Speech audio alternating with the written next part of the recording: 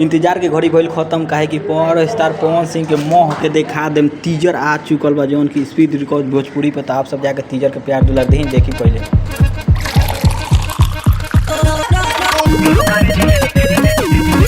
ई एगो झलक रहा थोड़ा सा और आगे आप सबके हम दिखा रहा बानी और ज़्यादा टीजर जौन की स्पीड रिकॉर्ड भोजपुरी पर आ चुकल बा यूट्यूब पर और बहुत जल्द आप सबके डेट भी बताएं कि कहिया ई गीत आ रहा बा।